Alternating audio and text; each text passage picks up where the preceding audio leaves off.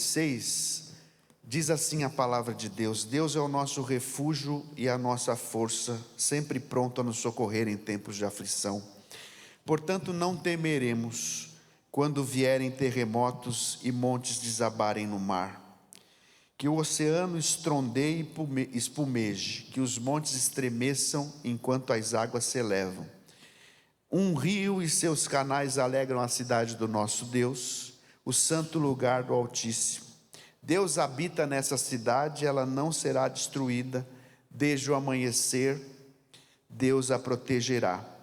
As nações estão em confusão, versículo 6, e seus reinos desmoronam. A voz de Deus troveja e a terra se dissolve. O Senhor dos exércitos está entre nós, o Deus de Jacó é a nossa fortaleza. Venham, contemplem as gloriosas obras do Senhor, vejam como Ele traz destruição sobre o mundo. Acaba com as guerras em toda a terra, quebra o arco e parte ao meio a lança, destrói os escudos com fogo. Aquietem-se e saibam que eu sou Deus. Serei honrado entre todas as nações, serei honrado no mundo inteiro. O Senhor dos exércitos está conosco. Melhor, está entre nós. O Deus de Jacó é a nossa fortaleza. Amém? Que texto, né? Texto tremendo.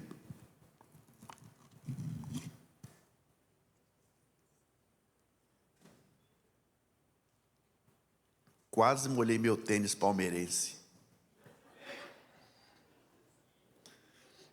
Falei nada. Meus irmãos, Salmo 46. Vocês sabem que o livro dos Salmos é organizado tem uma divisão, né? 5 partes assim. Como alguns vão dizer que é inspirado no Pentateuco.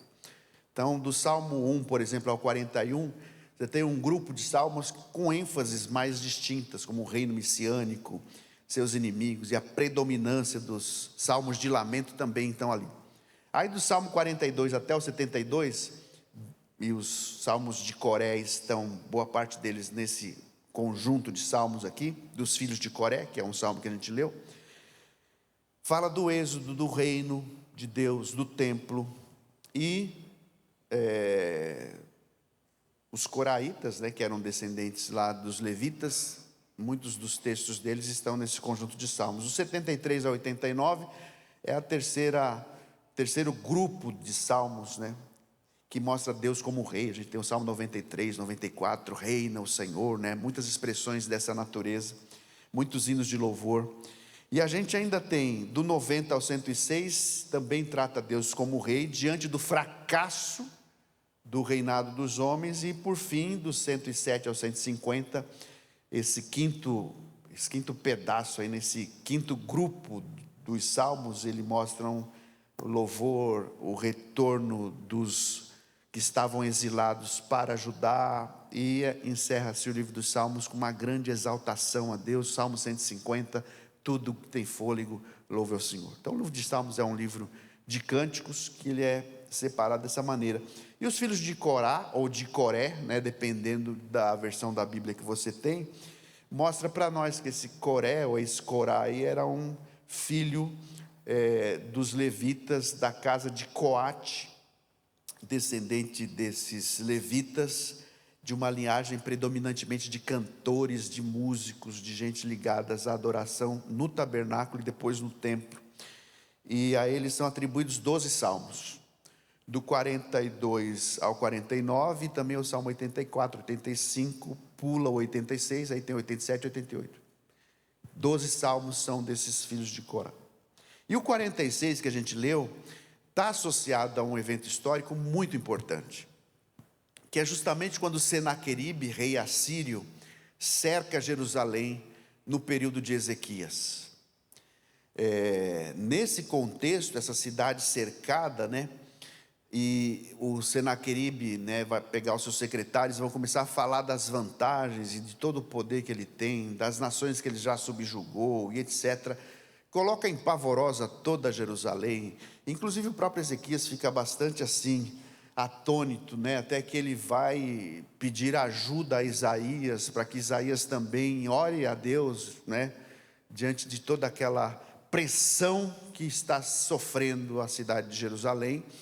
A Síria já tinha dominado muita coisa e agora está às portas de Jerusalém. Um cerco numa cidade demorava às vezes meses, às vezes anos, né? Eles levavam para lá todo um armamento, e não só isso, também provisão de comida, de água, e ficavam ali, né, anos e anos e anos. Por exemplo, o cerco que Roma fez no entorno de Jerusalém à época dos Césares, quando essa rua aqui, Rua Tito, né, o general Tito invadiu Jerusalém, depois de 5 ou 6 anos de cerco, até que todas as forças e resistências acabassem. Aí, como profetizou Jesus, não restou pedra sobre pedra.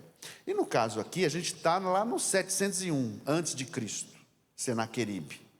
Esse contexto mostra para nós que o Ezequias, que é um rei piedoso, um rei judeu, da Judéia, né, rei de Jerusalém, um rei piedoso, ele clama a Deus, ele ora, ele pede também orientação para o profeta Isaías. Isaías, no segundo livro de Reis, capítulo 19, traz essa orientação.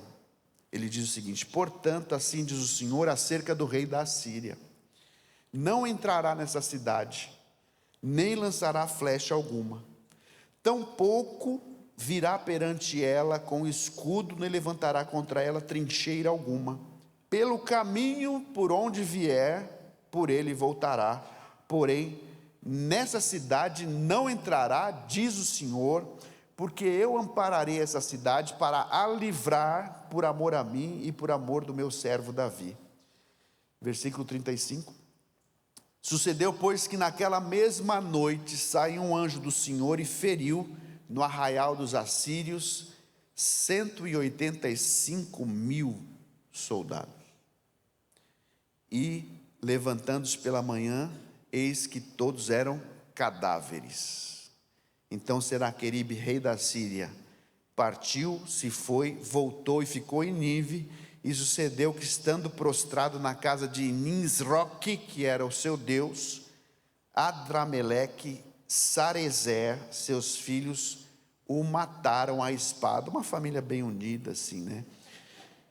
Porém eles escaparam para a terra de Ararat, e Esarhadon, filho de Senaqueribe, reinou em seu lugar na Síria.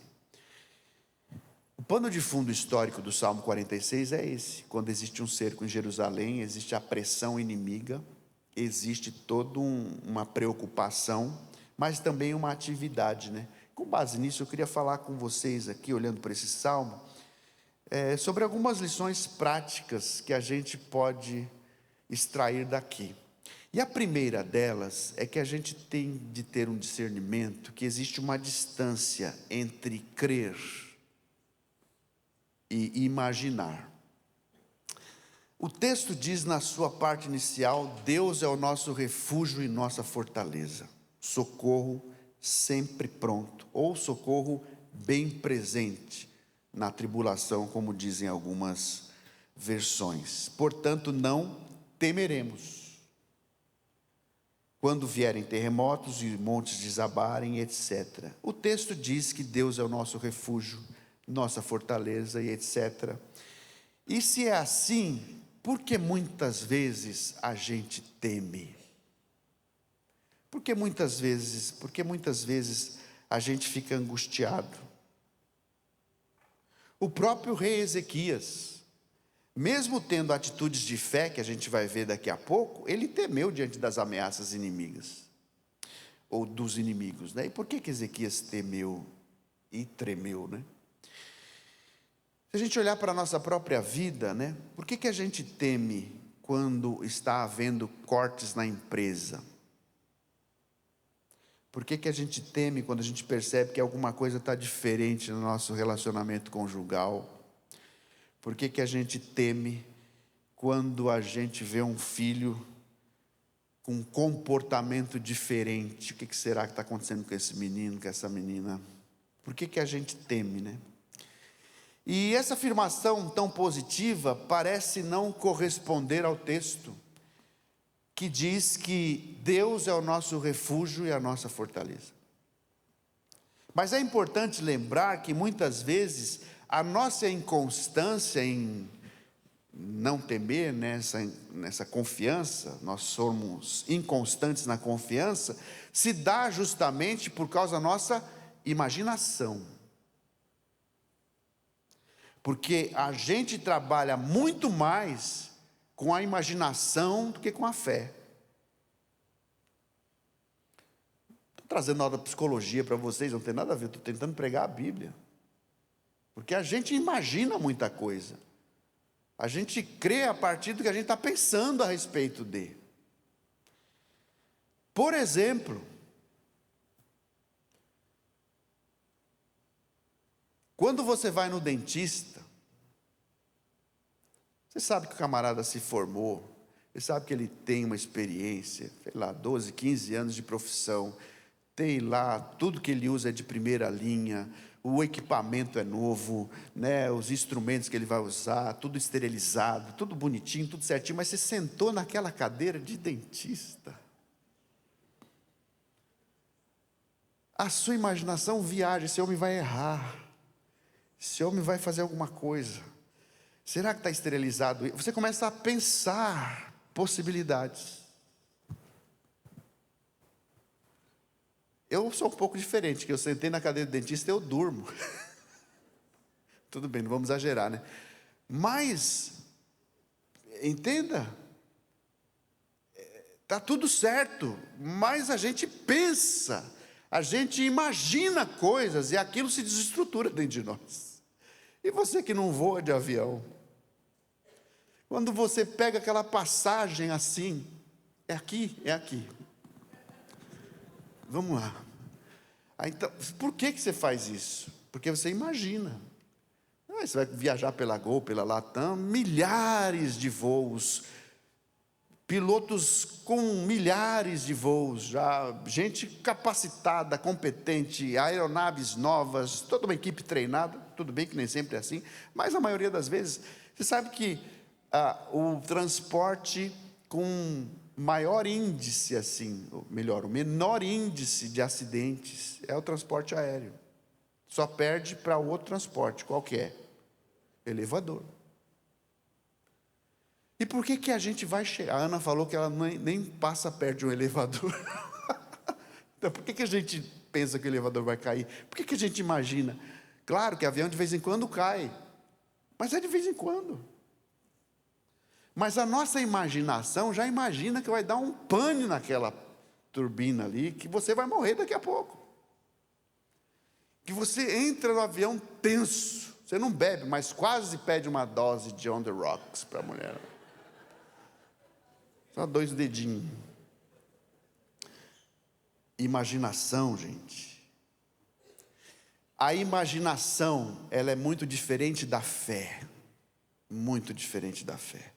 A gente fica vendo notícia XYZ na televisão ou rolando a tela do celular, que só vai entregar para você mais do que você consome, porque ela vai fazer uma leitura do teu algoritmo, aquilo que mais você vê. Se você se manter alguns segundos naquele videozinho ridículo do TikTok ou do Reels do Instagram, e aquilo então vai lendo o seu comportamento e só vai te entregando o que você gosta, e o seu gosto vai sendo sequestrado, e existe uma coleta de dados de engajamento. Então você vai, assim, só te aparece, 80% do que vai te aparecer tem a ver com aquilo com que você está se identificando, gostando e etc. Você começar a ver cozinha italiana, começar a ver as receitas, daqui a pouco só aparece receita para você.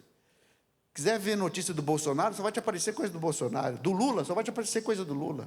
Quiser ver notícia que está acontecendo nas universidades, só vai aparecer coisa da universidade. De missões, de pregação, só vai te aparecer isso, porque o teu algoritmo é sequestrado. Então a gente cria uma expectativa, um anseio, uma neurose com base no contexto da nossa imaginação, do que a nossa imaginação estabelece. E deixa de crer no que está escrito. Nós não podemos nos mover pela nossa imaginação, a gente tem que se mover pelo que está escrito. Esse é o problema. Há muitos momentos no Evangelho em que pessoas chegam também desesperadas para Jesus, porque para elas perderam, já foi, não tem mais jeito. Mas Jesus manda a elas uma palavra, fala: calma, aquieta teu coração, creia em Deus, espera, confia, acredita no que eu estou dizendo. Então, o desespero, a incerteza, cria dentro de nós uma ansiedade, uma angústia. Quando a gente percebe que Jesus diz, por exemplo, no Sermão do Monte, você não consegue aumentar 1 centímetro sequer a sua estatura, e você quer controlar o dia de amanhã. Descansa. E não é sem razão que Pedro também vai dizer: lancemos sobre ele toda a nossa ansiedade, porque ele tem cuidado de nós.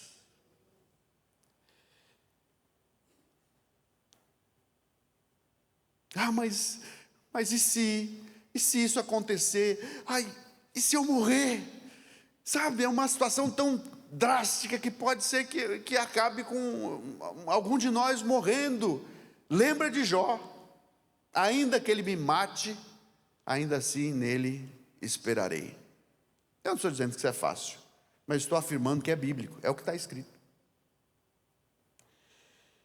E isso é fé, é crer, não nas estatísticas, não no que está acontecendo aí no seu celular ou na sua cabeça, mas crer no que está escrito, crer no que Deus deixou para a gente. Então, meus irmãos, a gente tem que substituir a nossa imaginação pela nossa fé, pela fé em Deus. Eu não estou dizendo que a imaginação ela é de tudo descartada, claro que não.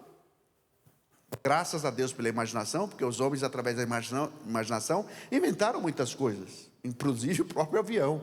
Já pensou se nós pudéssemos voar? Começou a estudar os pássaros e tudo mais. Daqui a pouco você tem um avião, daqui a pouco, né? Muito tempo.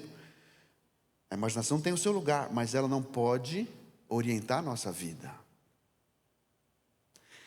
Eu sei que é difícil muitas vezes confiar, depender de Deus, mas a gente tem que lembrar que nós vivemos num mundo que conspira contra as coisas da fé. Você não está em casa, nem eu. Não é que existe uma teoria da conspiração em qualquer lugar que você... Não, mas assim, é inteligente demais o jeito que Satanás se articula na vida. E é importante a gente lembrar disso, porque cada tempo tem a sua demanda, cada período histórico as coisas se processam de um modo, e os crentes têm que se mover em cada tempo pela fé também, não pela imaginação. E por que eu estou afirmando isso? Porque Jesus disse isso para nós: vocês têm que ter a simplicidade de uma pomba, mas a astúcia de uma serpente, para entender que muitas coisas que acontecem na sua vida não tem a ver com você, ou melhor, acontecem porque você fica pilhando o seu próprio coração longe daquilo que está escrito e se envolvendo, sendo absorvido em coisas que são fantasiosas. Você não sabe, então descansa em nome de Jesus. Aquieta teu coração, porque Deus é que sabe da nossa história, nós não. A gente tem que andar por esse mundo com olhares antenados, né? Despertos, prestando atenção para perceber se o nosso engajamento não tem mais a ver com os ditames do algoritmo do que com as escrituras.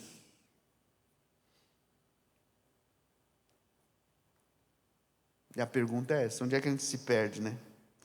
Muitas vezes, quando é que a gente vai deixar, ou quando a gente se deixou levar por essas coisas, a partir de quando, né? Enfim, meus irmãos, nós precisamos discernir as armas do inimigo. Não estamos em casa, como eu disse.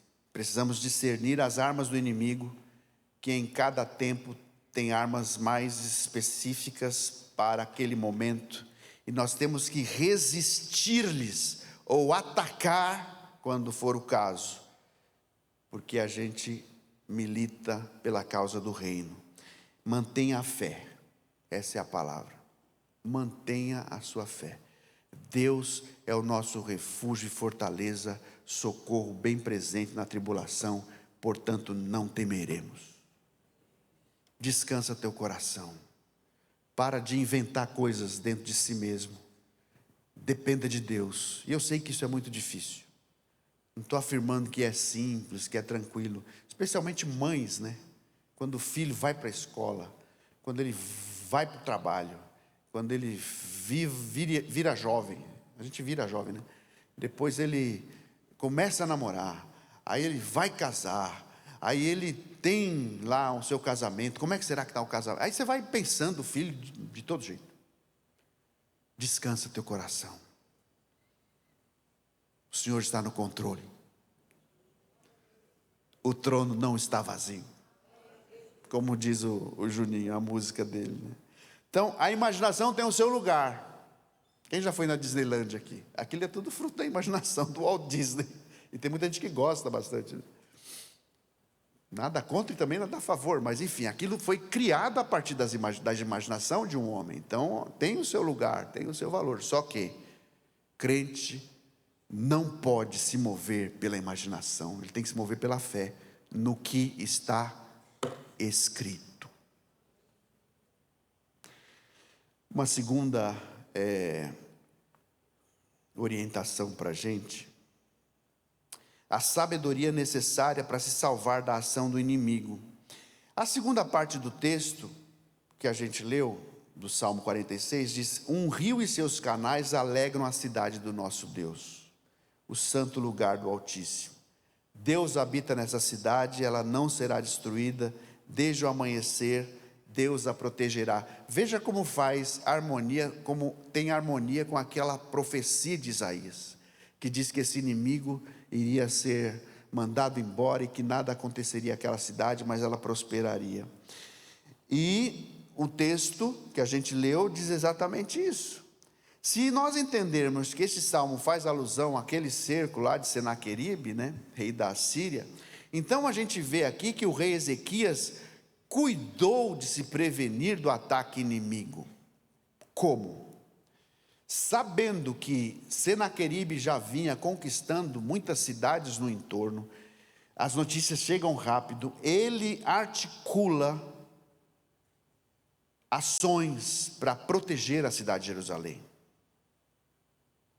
Mesmo, né, nesse medo, nessa coisa de, ai meu Deus, e agora? O homem está chegando aí, ele articula. E se a gente prestar atenção no texto que diz, né, um rio e seus canais alegram a cidade de Deus, o santuário do Altíssimo, nós entendemos que o fato de Ezequias ter construído um túnel, desde a fonte de Gion, que era fora dos muros, um túnel de mais de 550 metros, até a região de Siloé. Ele desviou as águas externas e colocou essa água dentro da cidade de Jerusalém. O tanque de Siloé tem a ver com essa história aqui. E ele constrói esse tanque, e foi uma atitude da parte dele muito sábia. Interessante. O inimigo lá fora precisa de água. Da fonte de Gion ele não vai ter mais. E nem de outras fontes menores, porque os de Israel haviam enchido de pedra as fontes do entorno. E desvia essa água e põe dentro da cidade. E é muito interessante porque quando o texto diz para nós, né, que essas águas alegram a cidade de Deus, tem muita harmonia com o episódio bíblico aqui, né?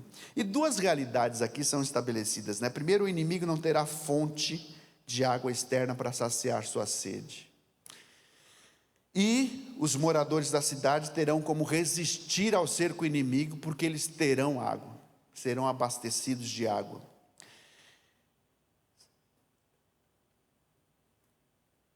Quando eu olho para essa atitude de Ezequias, eu percebo o seguinte, que para que a gente preserve, por exemplo, a alegria dentro da nossa casa, pensando na cidade aqui, né?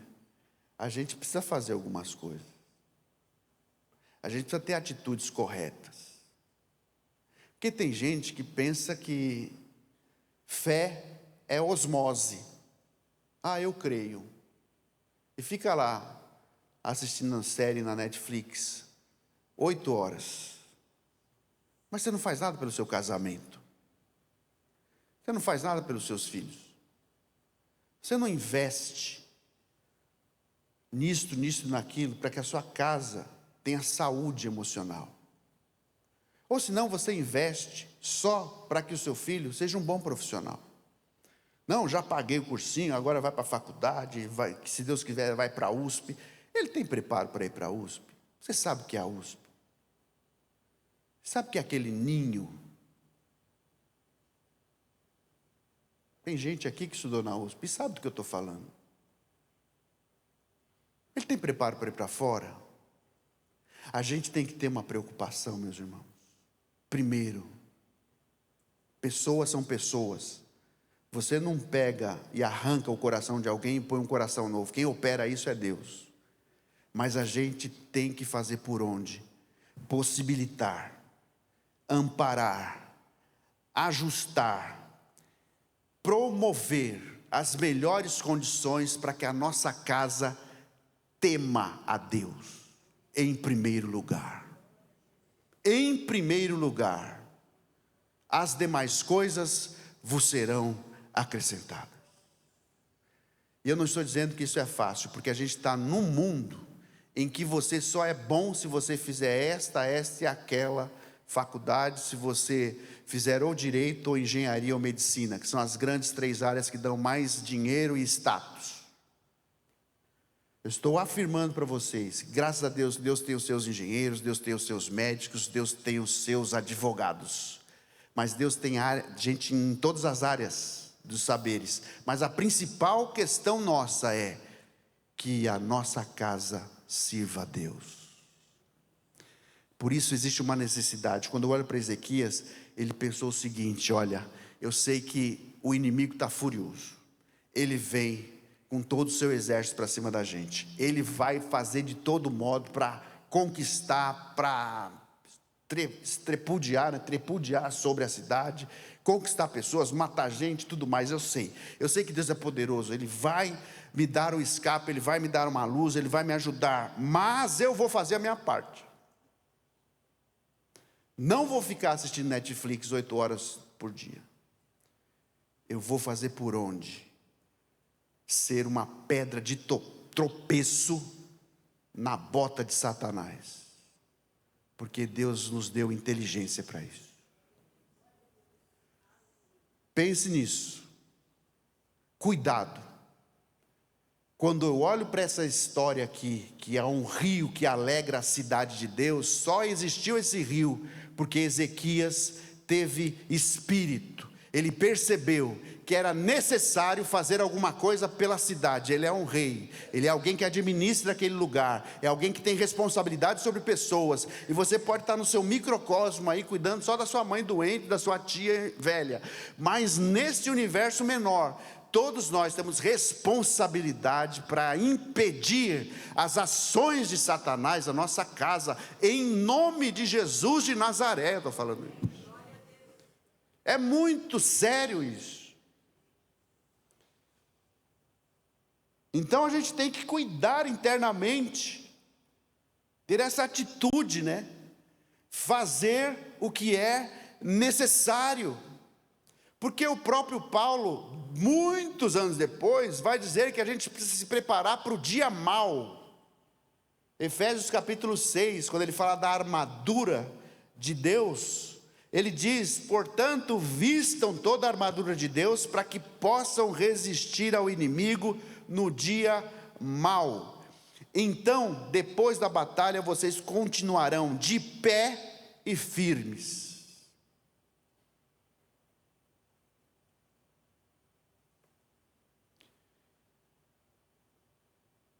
É muito sério a gente pensar que a gente é responsável por pessoas. Você sabe que você é responsável por alguém. E como é que você está lidando com essa realidade? E eu não estou falando de cima para baixo, não. Estamos todos no mesmo nível. Como que a gente está lidando com essa realidade?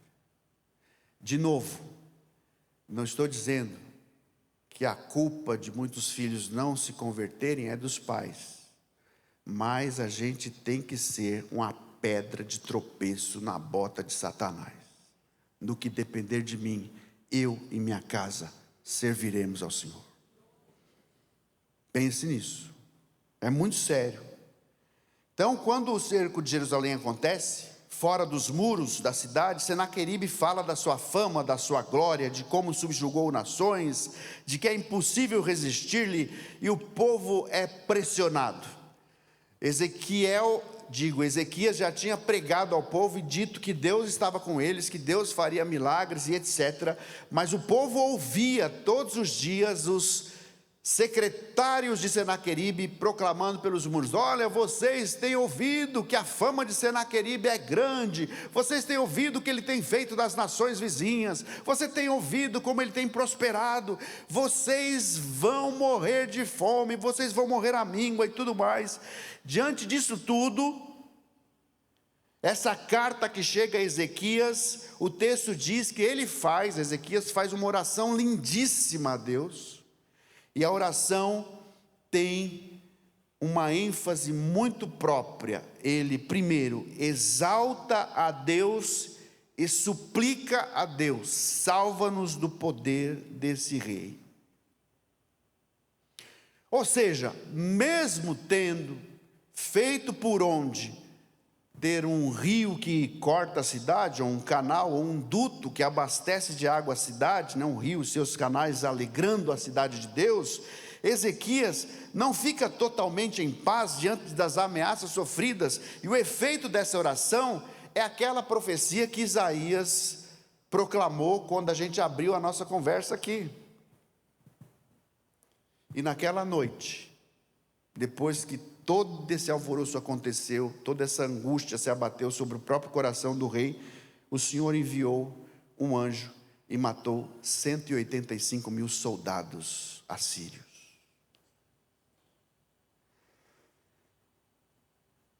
Ezequias faz uma oração de confiança. Ao mesmo tempo, irmãos, em que vemos a angústia com que ora o coração do rei, ele segue confiando que Deus vai fazer alguma coisa. É muito didático isso, sabe por quê? Porque a gente sabe o que a gente tem que fazer. A gente sabe da nossa responsabilidade enquanto pai, enquanto mãe, enquanto professor, enquanto pastor, enquanto alguém que é ligado a isto ou aquilo, a sociedade de alguma maneira, a gente se move aqui. A gente sabe disso. E é muito didático, porque a gente sabe o que a gente deve fazer, e quando o dia mau chegar, nós precisamos estar preparados, e ao mesmo tempo nós precisamos orar e depositar diante de Deus o nosso coração com confiança, crendo que Ele é poderoso para estar conosco. Noutras palavras, há coisas que eu faço e o impossível está na mão de Deus. Senhor, eu já fiz o que eu podia, já te entreguei, já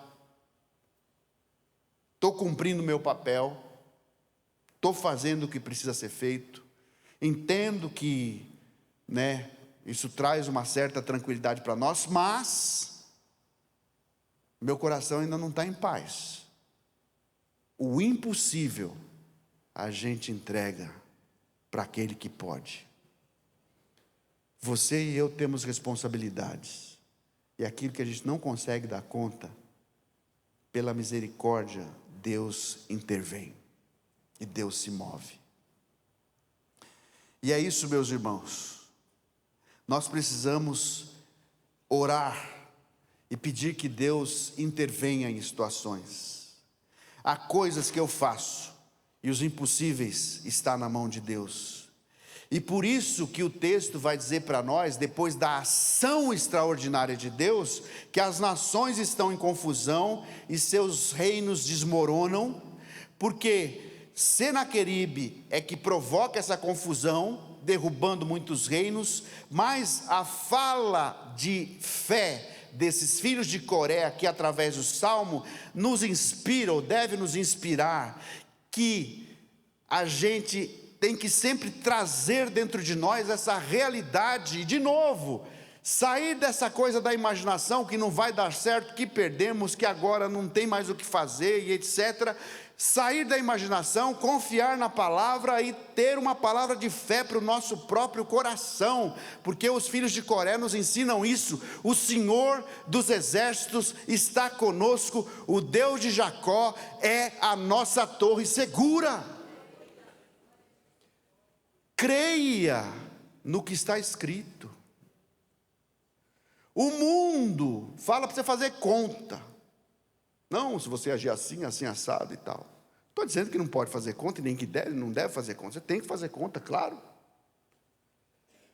Mas a gente é muito assim, funcionando como o mundo dita para se funcionar. Nós somos o povo da fé. A gente crê numas coisas que o povo fala que a gente é louco. A gente acredita nos negócios que as pessoas dizem, esse cara bebeu, e a gente nem bebe. Esse cara fumou, também não. Esse cara, não. A gente acredita no que está escrito. E eu não estou dizendo que a gente faz loucuras, não. Mas a gente precisa entender que a nossa imaginação às vezes nos arrasta para longe da fé, e a gente tem que firmar-se na fé. Eu vou fazer o que é necessário. Eu tenho inteligência, tenho sabedoria, tenho capacidade, tenho recurso, vou fazer o que é necessário. E quando as coisas não tiverem mais jeito, eu vou seguir confiando que o Deus dos exércitos está conosco, o Deus de Jacó é a minha torre segura. Então, fé e não incredulidade, fé e não desânimo, fé e não desespero, fé e não desconfiança, fé e não angústia, fé no que está escrito. Foi isso que Jesus falou para Satanás na tentação no deserto, quando o diabo distorcia a Bíblia e jogava na cara de Jesus. Você está com fome, transforma as pedras em pães.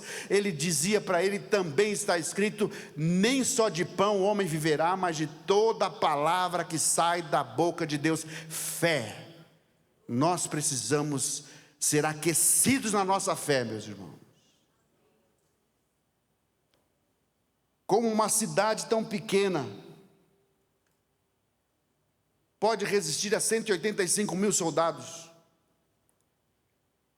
Como uma cidade tão pequena sobreviveria se aqueles homens na manhã seguinte estivessem vivos? Não sobreviveria. Mas aprove a Deus na sua grande misericórdia e graça pedir para que um dos seus servos, descesse até o arraial dos assírios, e em uma noite só 185 mil soldados foram abatidos, porque o nosso Deus é todo poderoso.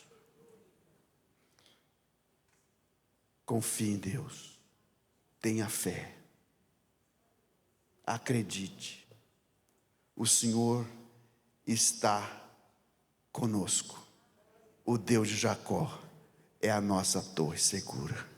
Que Deus nos ajude, em nome de Jesus Cristo. Amém, irmãos.